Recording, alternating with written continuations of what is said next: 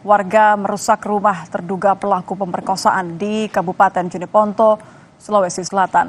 Pelaku bahkan nyaris menjadi bulan-bulanan warga.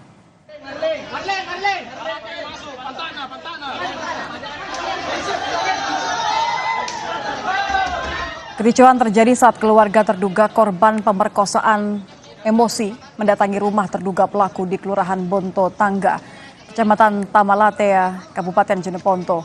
Korban masih berusia di bawah umur dan merupakan tetangga terduga pelaku. Polisi pun datang dan membawa terduga pelaku agar tidak diamuk massa.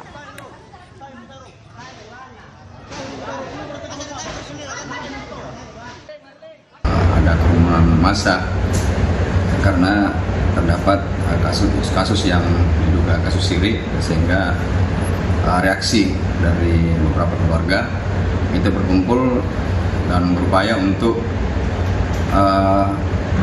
ingin melakukan penyerangan terhadap terduga. Namun alhamdulillah dapat kita komunikasikan. Tadi Bapak Kapolres Jeneponto sendiri memimpin untuk melakukan komunikasi dengan saudara-saudara kita warga setempat dan bisa segera kita evakuasi yang terduga pelaku, dan sekarang sudah ditangani di Satreskrim Polres Jeneponto.